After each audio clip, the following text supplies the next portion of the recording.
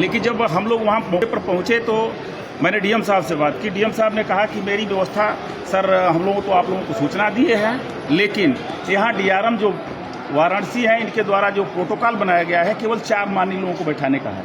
तो आज Suheldev Bharatiya Samaj party NDA गठबंधन दल के साथ मैं हूँ और मऊ का एमएलसी हूँ, और इस तरह की जब बात थी तो आपको डीआरएम को से पूछ के ही ये प्रोटोकॉल लगाना चाहिए था, हम लोगों को पत्र भेजना चाहिए था। जब हम लोग आए तो हम लोगों के पास बैठे और मंच पर इन्होंने कहा 4 सीट है। तो इस तरह से ये डीआरएम और जिलाधिकारी द्वारा जो गलत सूचना दे के हम लोगों को बुलाया गया सारे कार्यक्रम छोड़ के, तो इस तरह से सुहेलदेव भारतीय समाज पार्टी इसका विरोध करती है।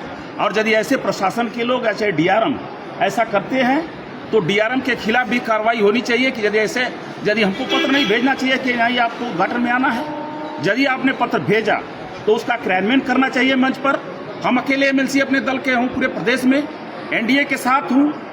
और ये मऊ जिलाधिकारी से मेरी बात हुई तो उन्होंने कहा कि डीआरएम यहाँ के और यहाँ का सब कारोबार देख रहे हैं, तो फिर आपको सूचना देने की क्या उचित है? डीआरएम हमको सूचना देता तो मैं आता, लेकिन इनके द्वारा 4 लोगों को माननीय को बैठाना है, ये हम लोगों को समझ रहे हैं कि माननीय नहीं है।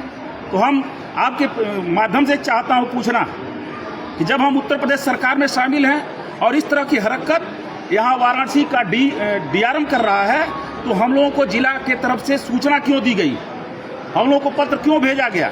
इस तरह से बेवकूफ़ बनाने की बात क्या है? तो इसलिए मैं कह रहा हूँ कि डीआरएम साहब इसका जवाब दें कि यदि हम लोगों को डीएम साहब जवाब दें कि हम लोगों को क्यों सूचना दी गई, क्यों बुलाया गया। क्या चाहते हैं? अरे आप हमको बुलाए तो बैठने के लिए तो जगह दो। हम भी एक दल के नेता हैं, एक दल के प्रदेश अध्यक्ष हैं सुहेलदेव भारतीय समाज पार्टी के। हम एनडीए गठबंधन में एमएलसी हैं अपने दल का, हम अपने दल का नेता हूं।